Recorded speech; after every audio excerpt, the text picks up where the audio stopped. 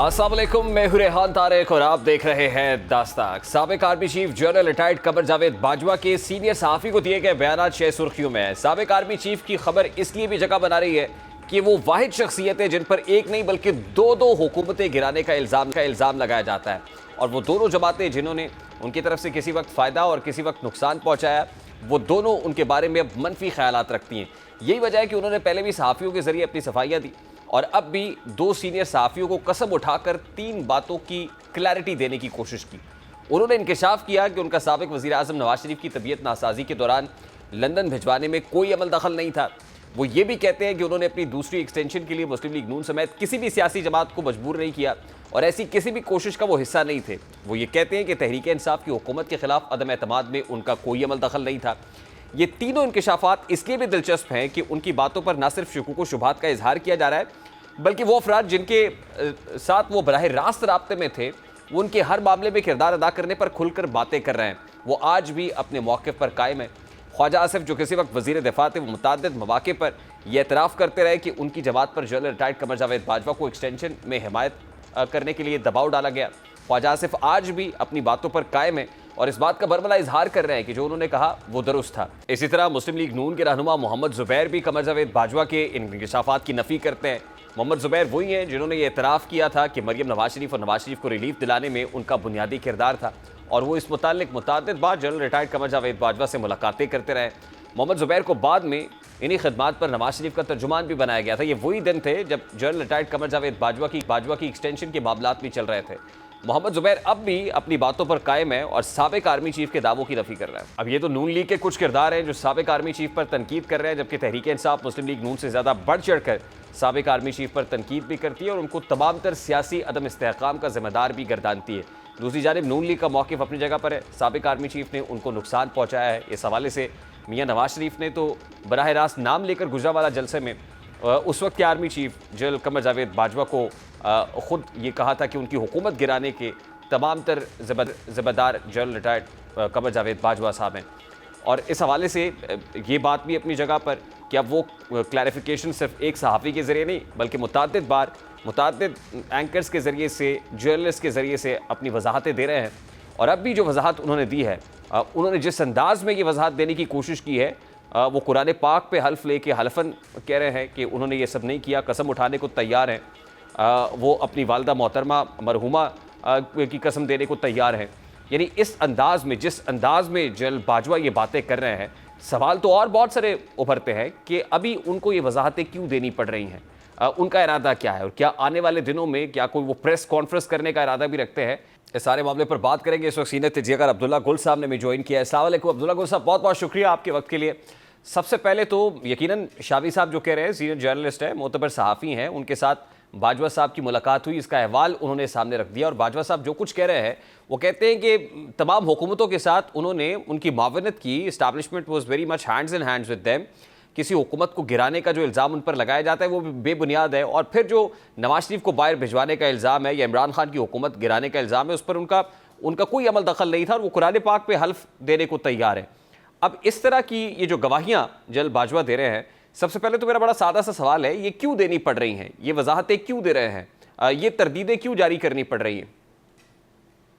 बिस्मिल्लाहिर्रहमानिर्रहीम, बहुत शुक्रिया आपका। देखिए, सबसे पहले जो आपका सवाल है बड़ा बुनियादी है और उसका मकसद जो है वो ये है कि ISPR या तो ले, क्योंकि जाहिर है वो एक रिटायर्ड ऑफिसर हैं और अभी उनके जो 2 साल का उनके ऊपर पाबंदी है किसी भी किस्म का फोरम के ऊपर जाने की या पॉलिटिक्स में आने की या कोई न्यूज़ कॉन्फ्रेंस करने की, ये उनके ऊपर पाबंदी है। अब दूसरी सूरत में ISPR जो है वो रिस्पॉन्ड करे।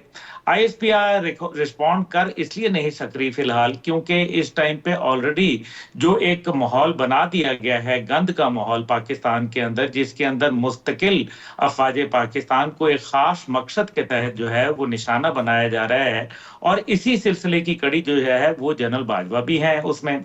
अब आईएसपीआर का जब रिस्पांस नहीं आया और मुस्तकिल जो है वो जनरल बाजवा को निशाना बनाया गया, तो जनरल बाजवा ने जो है फिर मजबूरन वो शामी साहब से बात की।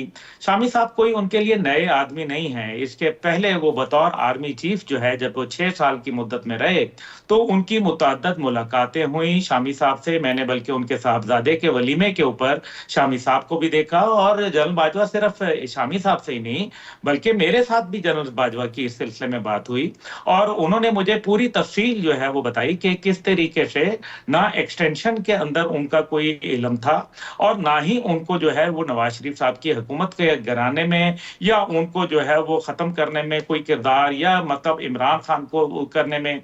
तो ये सारी की सारी बातें जो है उनको मजबूरन होके ये काम करना पड़ा। हाँ, ये मैं जरूर समझता हूं कि जनरल बाजवा जैसे आदमी जो है वो एक बड़े सीनियर ऑफिसर हैं और अफवाज पाकिस्तान के सिपहसालार रह चुके हैं, और अभी भी मैं आपकी इतला के लिए बता दूं कि वो रिटायर्ड नहीं हुए, वो इस टाइम पे लीव पेंडिंग रिटायरमेंट के ऊपर हैं। सॉरी, अब वो रिटायर हो गए हैं, वरना 1 साल तक एलपीआर कहलाती है जिसके अंदर वो रिटायर नहीं होते, बल्कि इवन सीनियर अफसरान की जो रिपोर्ट होती है सालाना, उसको भी एनुअल कॉन्फिडेंशियल रिपोर्ट एसीआर जिसको कहा जाता है वो लिखते थे पहले।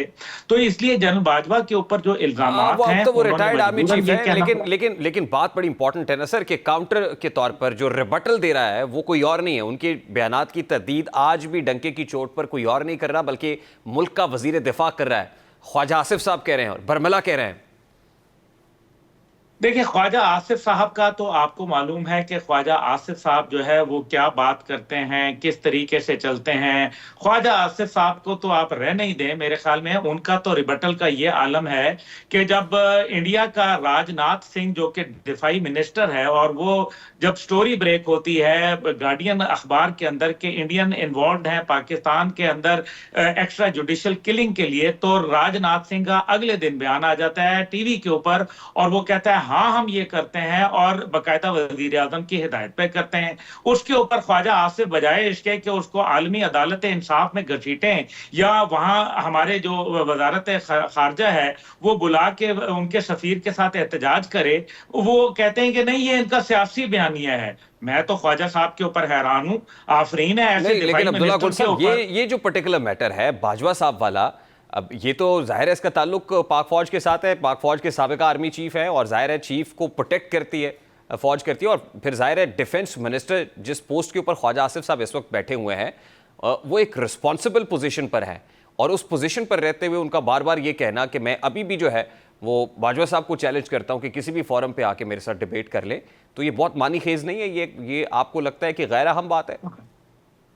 नहीं, मैं ख्वाजा साहब को I don't take him seriously, because वो जिस डिफेंस मिनिस्ट्री के अंदर बैठे हुए हैं, पहले अपनी वो पार्टी से पूछें कि उनको वजीर दिफा क्यों लगाया गया, कोई बेहतरी की मिनिस्ट्री क्यों नहीं दी गई जिसकी वो ख्वाहिश करते थे। दूसरी बात यह है कि वो बतौर डिफेंस मिनिस्टर खत लिख देना बाजवा साहब को, पाबंद कर दें।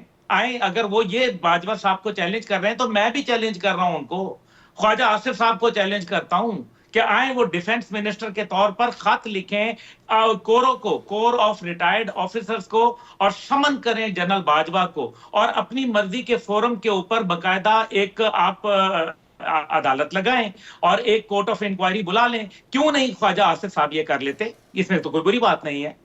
वो प्रेस कॉन्फ्रेंस करने का तो कह रहे हैं कि कीजिए, बाजवा साहब प्रेस कॉन्फ्रेंस करें, जो करना चाहते हैं करें। जाहिर है उनकी मजबूरी है, बंदिश है, वो कर नहीं सकते हैं।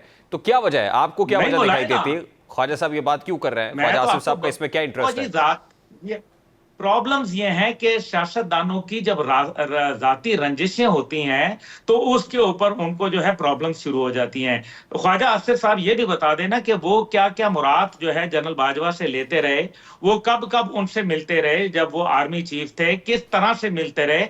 जरा इसके ऊपर भी मेरे ख्याल में ख्वाजा आसिफ साहब अगर लब कुशाई कर दें तो बेहतर हो जाएगा। और मैंने तो बड़ा वाज़ेह बताया, बतौर वजीर दिफा ये उनका इख्तियार है कि वो कोर्ट ऑफ इंक्वायरी बुलाएं और कोर ऑफ रिटायर्ड ऑफिसर्स को खत लिख के बकायदा जनरल बाजवा को समन कर लें। तो इसमें तो कोई मेरे ख्याल में बुरी बात नहीं है, अच्छा है, दूध का दूध और पानी का पानी हो जाएगा। जहां तक जनरल बाजवा साहब का ताल्लुक है, देखें कुछ चीजें जो है वो आईएसआई के डोमेन में आती हैं, कुछ चीजें जो है वो इंटेलिजेंस ब्यूरो के डोमेन में आती हैं, कुछ इसी तरीके से दीगर इंटेलिजेंस एजेंसीज के डोमेन में आती हैं। जरूरी नहीं है कि चीफ ऑफ आर्मी स्टाफ जो है वो सिविल के जो मामलात हैं या कोई और ऐसी चीज चल रही है उसके अंदर उनको डे टू डे बुनियाद के ऊपर जो है वो चीजों को इल्म हो। हम समझते तो यही है कि वजीर आजम पाकिस्तान है या कोई बड़े ओहदे के ऊपर है, उनको हर चीज की खबर होगी, ऐसा नहीं हुआ करता। हर का एक अपना स्टेट मशीनरी होती है। क्या अमेरिका के अंदर लोगों को हाइब्रिड फॉर्म ऑफ गवर्नमेंट थी, सेम पेज पर थे। बाजवा साहब का जितना अमल दखल था इकोनॉमिक डोमेन के अंदर भी, वो किसी से ढका छुपा नहीं है। That government was very much hands in hands. तो क्या आपको लगता है कि he was not aware of what was happening at that point in time, और नवाज शरीफ साहब को अगर बाहर भेजा गया तो बाजवा साहब इस पर भी लाइल्म थे? भाई क्या बाजवा साहब को नहीं, देखें हुकूमत पाकिस्तान ने क्या इमरान खान साहब का और वो जो डॉक्टर यास्मीन राशिद साहिबा का बकायदा वो रिपोर्ट मौजूद नहीं थी जिसके ऊपर उन्होंने कहा कि मैंने खुद देखी है वो रिपोर्ट, और वो जो डॉक्टर आसिम साहब थे इनके, उन्होंने जब पूरी रिपोर्ट बताई और कहा कि वाकई प्लेटलेट्स कम हो गए हैं, ये तो हुकूमत ने भेजा था। लेकिन मैं ये समझता हूं कि जनरल बाजवा साहब को बकायदा इस मामले के ऊपर मजीद उनकी इंक्वायरी जो है वो जरूर जानी चाहिए, कोई अर्ज नहीं है। और वो वजीर दिफा कर सकते हैं, वो वजीर आजम भी कर सकते हैं, वो चाहे तो इंटीरियर मिनिस्टर भी जो है वो होल्ड कर सकते हैं, तो क्यों नहीं कर लेते। लेकिन मेरा ख्याल है कि ये एक वक्ती तौर के ऊपर चीज आई है, असल बात ये नहीं है।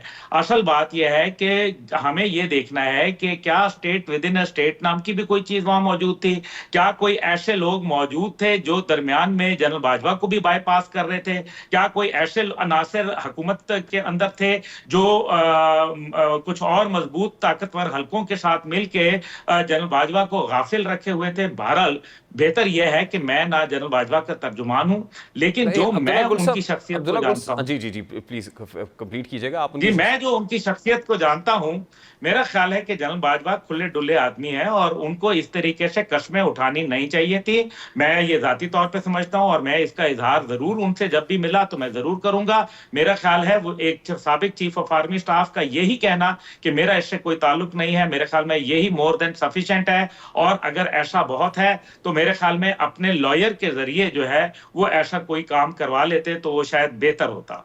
Lastly and very quickly, Nawaz Sharif और इमरान खान में ये कदर तो मुश्तरक है कि दोनों जनरल बाजवा को कसूरवार ठहराते हैं और समझते हैं कि जनरल बाजवा की वजह से उनकी हुकूमत गई।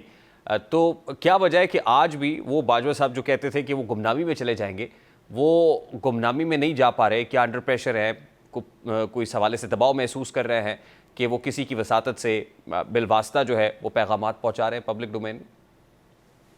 नवाज शरीफ और इमरान खान दोनों ही मौसम कुश हैं, ये दोनों की एक कॉमन इनकी वो है। और ये तो बात करते हैं कि उनकी वजह से वो गए, ये बता दें कि किसकी वजह से आए थे वो भी जरा बता दें, क्योंकि अच्छी बात होती है, ये नवाज शरीफ साहब ने किया था सर, उनके दौर में अपॉइंट हुआ था। मैं ये बात नहीं कर रहा, मैं नवाज शरीफ साहब से जो पहले जो उनके वक्त के जो आर्मी चीफ्स थे और जो जिस तरह से उनका उनके साथ मामलात थे, वो भी जरा फिर बात तो फिर पूरी करनी चाहिए ना। आधा सच तो अच्छी बात नहीं होती। लेकिन बहरहाल जनरल बाजवा के ऊपर मेरे ख्याल में एक ऐसा प्रेशर है जो फैमिली के हवाले से उन्होंने कहा था कि मैं गुमनामी की जिंदगी चला जाऊंगा, लेकिन क्या लोग उनको गुमनामी की जिंदगी जीने देना चाहते हैं?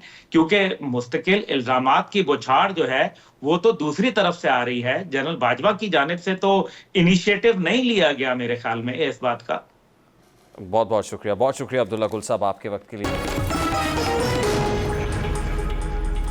रवा और आइंदा हफ्ता अदालती लिहाज से काफ़ी अहम होता जा रहा है। बहुत से अहम केसेस की समाअत जारी है और आने वाले हफ्ते में कुछ मजीद अहम नौयत के केसेस की समाअत होने जा रही है। और मिलिट्री कोर्ट में सिविलियंस के ट्रायल केस की आज समाअत हुई, तो अगले हफ्ते 6 जजेस के खत पर समाअत होने जा रही है। मिलिट्री कोर्ट्स केस में फुल कोर्ट बनाने की हिदायत दी जा चुकी। जजेस कमेटी को यह मामला रेफर किया गया है। सिविलियंस के मिलिट्री कोर्ट में ट्रायल को कलअदम करार देने के खिलाफ जो इंट्रा कोर्ट अपीलों पर आज समाअत हुई है, उसमें ये कहा गया कि या तो 9 रुकनी बेंच बनाया जाए या इससे ज़्यादा पर मुश्तमिल लार्जर बेंच बनाया जाए। अब ये सिफारिश जजेस कमेटी को भेजी गई है और जजेस कमेटी ने फैसला करना है कि क्या इसके ऊपर फुल कोर्ट तश्कील दिया जाता है या 9 रुकनी लार्जर बेंच बनता है।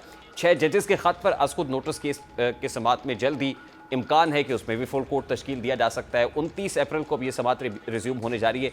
इसी हवाले से गुज़श्ता रोज़ 6 जजेस के ख़त के मामले पर इस्लामाबाद हाई कोर्ट का फुल कोर्ट इजलास हुआ, जिसमें 8 जजेस ने शिरकत की। ज़राए दावा कर रहे हैं कि इजलास में फैसला किया गया है कि अदलिया में किसी भी मुदाखलत पर इदारे की जानिब से भरपूर रद्द-ए-अमल दिया जाएगा। इस हवाले से इस्लामाबाद हाई कोर्ट ने तजावीज़ मुतफ़क़ा तौर पर सुप्रीम कोर्ट को भेजने का फैसला भी किया है और फुल कोर्ट में किसी भी जज की तजवीज़ पर कोई इख्तलाफ सामने नहीं आया। इस इजलास में यह भी तय पाया कि तजावीज़ का ड्राफ्ट तैयार करके मुकर्ररा तारीख से पहले सुप्रीम कोर्ट को भिजवा दिया जाएगा। इस्लामाबाद हाई कोर्ट के फुल कोर्ट इजलास के हवाले से मंजर आम पर आने वाली खबरों से ये बात आया है कि जजेस अपने मौक़िफ़ पर डटे हुए हैं और इस मामले को हर तरह से उठाने और आइंदा ऐसी किसी भी कोशिश को सख्ती से निमटने का तहैया किए हुए हैं। जजेस ने अपना मौक़िफ़ वाज़ेह कर दिया है। इस हवाले से सुप्रीम कोर्ट पर अब और अपने मातहत जजेस को इंसाफ फराहम करने का बोझ पहले से ज़्यादा बढ़ भी गया है। सारे मामले पर बात करेंगे इस वक्त आबिद ज़ुबैरी साहब, साबिक सदर सुप्रीम कोर्ट बार एसोसिएशन है, मुमताज़ माहिर कानून है, उनसे बात। वालेकुम आबिद ज़ुबैरी साहब, बहुत बहुत शुक्रिया आपके वक्त के लिए। सबसे पहले तो ये 6 जजेस के ख़त के मामले पर गुज़श्ता रोज़ इस्लामाबाद हाई कोर्ट में फुल कोर्ट इजलास हुआ और इस हवाले से जो खबर सामने आई कम अज़ कम इसलिए हौसला अफजा है कि जजेस में कंसेंसस पाया जाता है। आप समझते हैं, और आज भी जस्टिस मोहसिन अख्तर कयानी के बलोच तलबा की जो गुमशुदगी का केस है उसमें जो रिमार्क्स आए हैं ख़ास तौर पे इदारों की मुदाखलत से मुताल्लिक, वो बड़े मानी खेज़ हैं। तो क्या समझा जाए कि अब अदलिया ने रिस्पॉन्ड करना शुरू कर दिया है हाई कोर्ट की सतह के ऊपर? बिस्मिल्लाहिर्रहमानिर्रहीम। देखिए, ये बड़ा खुश आइंद है कि अगर उनका फुल कोर्ट इजलास हुआ, उसके अंदर एक मुतफ़क़ा तौर पे वो तजावीज़ वो देंगे। और ज़ाहिरी बात ये एक ऐसा मामला है कि जज साहिबा जो 6 जजों ने ख़त लिखा वो क्या कह रहे हैं? वो कह रहे हैं जी हम इंसाफ कैसे कर सकते हैं। हमने हल्फ लिया हुआ है कि हम आइन और कानून के हिसाब से फैसले करेंगे, लेकिन हमारे इन फैसले करने में हमें मुदाखलत का सामना है, हमारे ख़िलाफ़ पर्सनल एक्शन हो रहा है।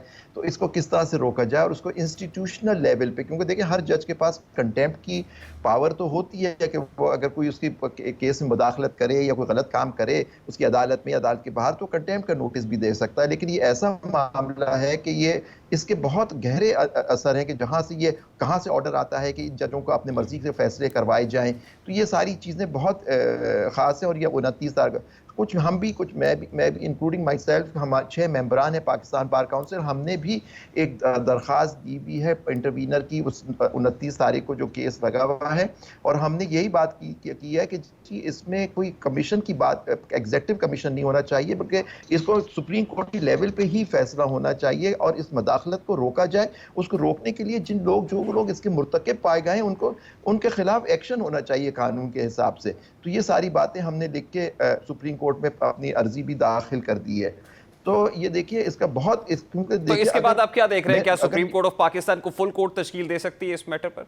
जी मैं आपको उसी पे आ रहा था कि हमने खुद उसमें एक एप्लीकेशन भी दी और हमने एक एप्लीकेशन फुल कोर्ट की तश्कील की भी दी हुई है हमने खुद उस एप्लीकेशन में। तो अब देखते हैं कि सुप्रीम कोर्ट इसमें क्या फैसला करती है, क्योंकि देखिए अब तो आपको पता है under the practice and procedure कानून जो सुप्रीम कोर्ट की फुल कोर्ट ने अपहोल्ड कर लिया था, उसके अंदर भी लिखा हुआ है कि ये कमेटी होती है जो इस सिफारिशात को देखेगी। लेकिन अब ये जो लार्जर बेंच बैठेगा 29 को, उनके सामने हमारी भी और लोगों की भी ज़रूर दरख्वास्त होगी कि इसको फुल कोर्ट देखे, क्योंकि ये एक ऐसा मामला है इससे सारे हमारे मुल्क का मुस्तकबिल इससे जुड़ा हुआ है कि अगर हमारे मुल्क में आइन और कानून की बालादस्ती होगी या नहीं होगी, तो ये मामला इतना आसान नहीं है। दूसरी तरफ सिविलियंस के मिलिट्री कोर्ट में ट्रायल को कलअदम करार देने के खिलाफ जो इंट्रा कोर्ट अपीलें हैं उन पर समाअत आज हुई और समाअत खासी दिलचस्प हुई।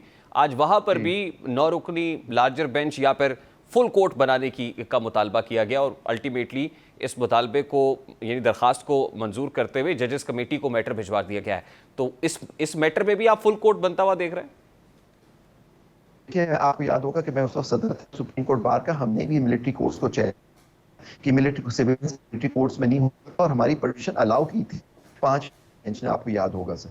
और उस जमाने में आप देखें अभी केस शुरू हुआ था, आपको याद होगा पहले वक्त के चीफ जस्टिस साहब ने रुकनी बेंच बनाया था, लेकिन कुछ जजेस ने उससे अपने आप को अलग कर लिया था, तो इवेंचुअली वो 5 मेंबर बेंच रह गए। अब जो कोर्ट बना इंटर कोर्ट अपील, उस वक्त प्रैक्टिस प्रोसीजर कानून नहीं था, अब आ गया, उसके अंदर इंटर कोर्ट अपील हो गई, बिलेटेड हुई लेकिन हो गई। और वो एंटरटेन हो गई, अब 6 रुकनी बेंच बना दिया गया है।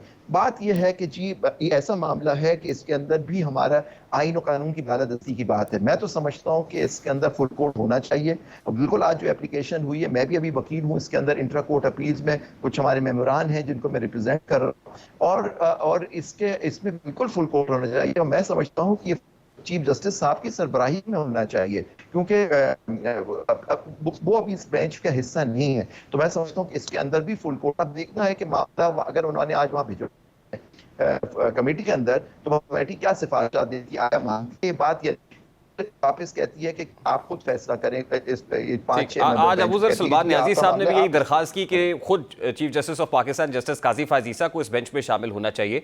तो आपको क्या लगता है, देखिए पहले मामले पर भी फुल कोर्ट बनाने का मुतालबा किया जा रहा है, इस दूसरे मैटर पे भी फुल कोर्ट बनाने का मुतालबा है, तो सुप्रीम कोर्ट ऑफ पाकिस्तान पे कितना दबाव होगा? देखिए दबाव कोर्ट पे दबाव नहीं होता, कोर्ट से दरखास्त की जाती है। दबाव ये बात हम लोग करते हैं कि दबाव उसी पे होता है जो दबाव लेता है। देखिए कोर्ट के अंदर एक इस्तदा की जाती है, वो दलाइल पेश करते हैं कि आप ये क्यों बात कर रहे हैं। हो सकता है कोर्ट बात आपकी माने नहीं माने, दबाव कुछ नहीं होता, लेकिन मैं समझता हूँ मामला इतना सीरियस है कि इसके अंदर ये बेंच जो हेड करनी चाहिए मिलिट्री कोर्ट्स की, वो ऑनरेबल चीफ जस्टिस करनी चाहिए। और आप ये जब 21वीं तरमीम का केस चला था, उसमें सदर तक सिंध हाई कोर्ट बार हमारी पिटीशन भी गई थी। तो आपको याद होगा कि जो मिनॉरिटी जजेस ने जो हमसे नहीं किया था कि मिलिट्री ट्रायल्स नहीं होने चाहिए, वो जो हमने 21वीं तरमीम को चैलेंज किया जिसमें 2 साल के लिए मिलिट्री कोर्ट्स बने थे टेररिज्म के ट्रायल्स के लिए, उसमें आपको याद होगा जस्टिस फाइज ईसा ने, वो माइनॉरिटी जज थे, उन्होंने कहा था 21वीं तरमीम से ये मिलिट्री कोर्ट्स होने ही नहीं चाहिए। ठीक है, उनका एक व्यू है, लेकिन आप उनको फिर भी, अब इस वक्त वो चीफ जस्टिस है, उन पर बड़ी एक चीफ जस्टिस बड़ी जिम्मेदारी होती है। मैं समझता हूँ कि या उनको बेंच का हिस्सा होना चाहिए। हाँ, वो आके बेंच में कहें और कहें किसी वजह से वो केस नहीं सुनना चाहते, तो वो उनकी मर्जी है सर। तो आने वाले दिनों में आप सुप्रीम कोर्ट बार एसोसिएशन और पाकिस्तान बार काउंसिल का खुसूसन किरदार क्या देख रहे हैं? और अभी भी इस मैटर के ऊपर वो 6 जजेस का मामला हो, और उसमें बड़ा इंपॉर्टेंट चीज़ ये है कि खासी ट्रोलिंग भी हो रही है जजेस की भी सोशल मीडिया के ऊपर, और कंट्रोवर्शियल भी बनाया जा रहा है, दोनों तरह की राय पाई जाती है, लेकिन ये देखिए बड़े तवातुर के साथ ये सारा मामला चल रहा है। ये बिल्कुल गलत बात है। आप जजों की ट्रोलिंग करना बिल्कुल गलत बात है। जिसने भी पहले भी अब देखिए, जब आपको याद होगा जब जस्टिस बंदयाल साहब चीफ जस्टिस थे और जजेस थे, उनके ऊपर तो सुप्रीम कोर्ट के बाहर धरने देकर उनको गालियां दी जाती थी सर, आपको याद होगा। उनकी तस्वीरें लगा के पॉलिटिकल रैलीज के अंदर उनके ऊपर बातें की जाती थी। जो भी करता है गलत है। ट्रोलिंग जजों की नहीं होनी चाहिए कि देखिए वो फैसला करते हैं, आप उस फैसले से डिसएग्री करें, आप उसकी तनकीद करें, लेकिन वो आप पे बाइंडिंग होता है। तो अब ये इनकी ट्रोलिंग बिल्कुल जो इनके खिलाफ कर रहा है, उनके खिलाफ एक्शन होना चाहिए। देखिए ये बात सही नहीं होगी, तो उसमें आप जज को कंट्रोवर्शियल कर देते हैं कि जी वो लोगों का एतमाद उठ जाएगा सिस्टम से। तो इस चीजों को फौरन रुकना चाहिए। हाँ, आप तनकीद करें कि जी ये फैसला हम समझते हैं आईन और कानून के हिसाब से लास्ट ये बता दीजिएगा, सुप्रीम कोर्ट बार एसोसिएशन या पाकिस्तान बार काउंसिल को जो किरदार अदा करना चाहिए इस मैटर पे, क्या वो कर रही है? विद अटमोस्ट रिस्पेक्ट वो तो नहीं कर रही। यही वजह है कि हम माइनॉरिटी ग्रुप हैं इसके अंदर पाकिस्तान बार काउंसिल में। मैं मेंबर हूँ सिंध से पाकिस्तान बार काउंसिल का। हमने जब ये एप्लीकेशन दी, क्योंकि उन्होंने खुद एक रेजोल्यूशन, एक प्रेस स्टेटमेंट दी थी 30 मार्च को पाकिस्तान बार काउंसिल, और कहा कि ये एक जो कमीशन बन रही है वो बिल्कुल सही है। इस वजह से हमने उनको खत लिखा था कि चीफ जस्टिस से आप रिक्वेस्ट करें कि सू मोटो। जब उन्होंने नहीं किया और ये प्रेस आई, इसके बाद हम लोगों ने फिर ये एप्लीकेशन दी कि जी इसका मामला सुप्रीम कोर्ट में ही होना चाहिए। सुप्रीम कोर्ट बार भी आप देखें, उन्होंने जो सदर साहब हैं उन्होंने आके खुद कोर्ट में कहा कि जी मैं तो एग्री करता हूँ कि एग्जेक्टिव कमीशन बनना चाहिए, क्योंकि इस वक्त जो दोनों जो ग्रुप्स, जो मतलब जो पाकिस्तान बार काउंसिल और जो इवन सुप्रीम कोर्ट बार है, इनके हेड, मतलब उनके ग्रुप के हेड वजीर तारड़ साहब हैं, तो वो खुद इस वक्त फेडरल लॉ मिनिस्टर हैं। तो अब तो जरा सा अब इनको, इन दोनों ऑर्गेनाइजेशन को इससे बालातर कानून के पॉलिटिकल अपने एफिलिएशन को छोड़ के जो आईन और कानून की बात है वो करें। हाँ, आप समझते हैं कि एग्जीक्यूटिव होना चाहिए, ठीक, फिर उस पर खड़े रहें। लेकिन मैं समझता हूँ कि ये सही नहीं। बहुत बहुत शुक्रिया।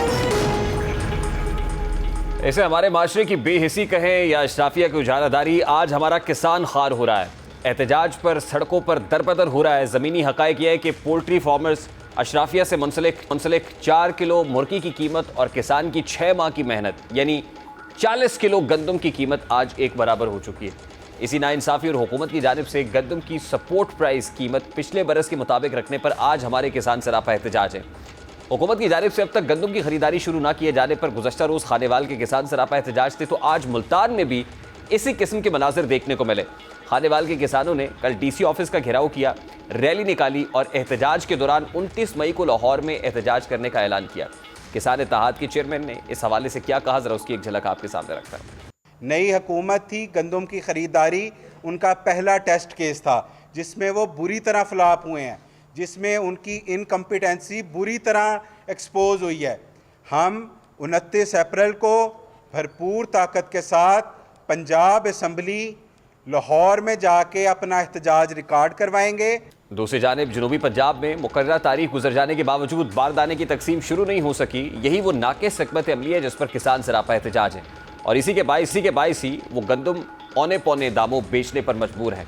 आड़ती और फ्लावर मिल्स मालिकान मनमाने रेटों पर गंदम खरीद रहे हैं। किसान को तो नुकसान हो ही रहा है, लेकिन इस सस्ती गंदम का फ़ायदा आवाम को भी मिलने का इम्कान मौजूद नहीं है। अब कहा तो ये गया कि इस बार जो गंदम है वो बम्पर क्रॉप हुई है, क्रॉप बम्पर है, तो फिर अगर बम्पर क्रॉप हुई थी तो सवालात तो बहुत सारे हैं कि आपने गंदम इंपोर्ट क्यों की। आपको पता था कि गंदम मुल्क में मौजूद है तो गंदम दरामद करके किसको फ़ायदा पहुंचाया गया। और अब जब किसानों ने गंदम की कटाई का अमल शुरू कर दिया, गंदम पक कर तैयार खड़ी है और किसान बारदाने की तलाश में है, तो उसको बारदाना फराम नहीं किया जा रहा और उसको आड़तियों के रहमो करम पर छोड़ दिया गया है। अब वो आड़ती का रुख करते हैं जहां वो मनमाने दामों पर पहले तो वो बारदाना फराम करे या ना करे, क्योंकि हुकूमत का तो आड़ती के साथ मामला होता है, बारदाना उसको देती है, किसान को बारदाना दिया नहीं जा रहा है। अब उससे किन दामों के ऊपर वो खरीदेगी और अगर मिल जाएगा तो फिर आड़ती या फिर फ्लावर मिल्स क्या किसान से वो गंदम उठाएंगे। तो हुकूमत को अब इसका सद्देबाब करने की ज़रूरत है, इसका को मुतबादिल को मैकेनिज़्म तैयार करने की ज़रूरत है। या तो किसान को ये कहे कि वो उस गंदम को होल्ड करें, अपने पास रखें और मुनासिब वक्त पर वो गंदम जो है वो किसानों से उठा ली जाएगी और फिर उस गंदम को महफूज बनाने का के लिए कोई मैकेनिज़्म बनाया जाए। अदरवाइज़ तो ये गंदम इसी तरह से पड़ी ख़राब हो जाएगी, जिससे ना सिर्फ नुकसान किसान का होगा बल्कि ऑब्वियसली इससे मुल्क का नुकसान होगा। वो इकॉनमी जो कभी एग्रेरियन इकॉनमी हुआ करती थी, आज उसका किसान ख्वार हो रहा है, किसान रुल रहा है और मुल्क को इसका कम से कम को फ़ायदा नहीं पहुंच रहा। इसका फ़ायदा सिर्फ और सिर्फ उस अशराफिया को पहुंच रहा है जो गंदम इंपोर्ट करके भी फ़ायदा कमाते हैं, मुनाफा कमाते हैं। और यहाँ पर वो फ्लावर मिल्स को गंदम महंगे दामों यानी अपने दामों के ऊपर, और जिनकी फ्लावर मिल्स हैं वो भी मनमाने रेट के ऊपर गंदम उठाकर दोहरा बल्कि तेहरा फ़ायदा उठाते हैं। तो आई होप कि हुकूमत अब जो नुकसान हो गया है इसका अजाला करेगी या कुछ सद्देबाब ज़रूर तलाश करेगी। हमारे माशरे में बहुत सी ऐसी रिवायत है जो सकाफती तौर पर तो अपनाई जाती हैं, रिवायत बन गई हैं, लेकिन कानून उनको नहीं मानता। जहेज़ की लानत से लेकर हक़े महर और विरासत में लड़कियों को हिस्सा देना, ये वो मामलात है जिनमें हमेशा खातून को दबाया जाता है और उनकी हक तलफी की जाती है। ऐसा ही एक मामला सुप्रीम कोर्ट में ज़ेर बहस आया और उस पर फैसला जारी करते हुए सुप्रीम कोर्ट ने यह कहा कि ख़ानदान के मर्दों की तरफ से दुल्हन के लिए निकाह की शराइत तय करना सकाफती और समाजी लिहाज से मामूल की बात है, लेकिन ये मुस्तक़बिल में दुल्हन के लिए मुश्किलात का बाइस बन सकता है। ये फैसला जस्टिस अमीरुद्दीन खान और जस्टिस अतर मिनल्ला पर मुश्तमिल सुप्रीम कोर्ट के 2 रुकनी बेंच ने दर्ज प्लॉट के लिए दुल्हन के हक का तयन करने के मामले पर सुनाया है। बुनियादी तौर पर यह दरख्वास्त मर्द फरीक की जानिब से दायर की गई, जिसने शादी के चंद माह बाद ही लड़की को तलाक दे दी, लेकिन निकाहनामे में दर्ज हक़ महर के एवज़ प्लॉट देने से इनकारी हो गया और मौक़िफ़ अपनाया कि निकाहनामे के कॉलम नंबर 17 में मज़कूरा प्लॉट को महर या तोहफे के तौर पर नहीं दिया जा सकता है। दरख्वास्त गुजार ने इस्तदा की कि कॉलम नंबर 17 का उन्वान खुसूसी शराइत दूसरे कॉलम से अलग है जो ख़ास तौर पर जहेज़ की शराइत को तय करने के मकासद के लिए फ़राहम किए गए हैं। सुप्रीम कोर्ट में अपने तहरीरी बयान में मोहम्मद यूसुफ ने इस्तदा की कि प्लॉट एक घर की तामीर के लिए था और उनकी अहलिया को उनकी शादी की मुद्दत तक वहाँ रहना था, जिस पर अब सुप्रीम कोर्ट ने फैसला देते हुए लिखा है कि कॉलम नंबर 17 में जायदाद की तफसील की सादा अल्फाज में तशरीह इस तरह के मौक़िफ़ की तजवीज़ या हिमायत नहीं करती। जहेज़ या हक़ महर से मुताल्लिक दुल्हन को अपने हुकूक के बारे में बाखबर होना ज़रूरी है, लिहाजा दुल्हन की तरफ से बातचीत करने और शराइत तय करने की आज़ादी होना बहुत ज़रूरी है। जस्टिस अतर मिनल्ला ने अफसोस का इजहार किया कि दुल्हन की जानिब से शराइत व ज़वाबित का फ़ैसला करने में माशरे के पिदराना रुझानात और ख़ानदान के मर्दों के ग़लबे को अक्सर सकाफती और समाजी मामूल के तौर पर देखा जाता है। ये दुल्हन के लिए परेशानी और नुकसान का बाइस है, जिसकी वजह से दुल्हन की बगैर किसी दबाव के रजामंदी पर मनफी असर पड़ता है। अब बेंच ने कहा है कि निकाहनामा 2 फरीकैन के दरमियान शादी का मुआहदा है और इसकी शिकों की तशरीह फरीकैन की नीयत इरादे की रोशनी में की जानी चाहिए। फैसले में मज़ीद कहा गया है कि निकाहनामे की शराइत में किसी अबहाम की सूरत में जो फ़ायदा है वो बीवी के हक़ में जाना चाहिए। अगर ये साबित हो कि इसे निकाह के वक्त अपने हुकूक से आगाह नहीं किया गया था। बेंच ने लाहौर हाई कोर्ट की जानिब से निकाहनामे की सही तशरीह की बुनियाद पर शौहर की अपील को मुस्तरद कर दिया है। प्रोग्राम का वक्त अपने इख्तिताम को पहुंचा। आपसे मुलाकात होगी इंशाल्लाह कल। अपना रखिए ख्याल। अल्लाह हाफ़िज़।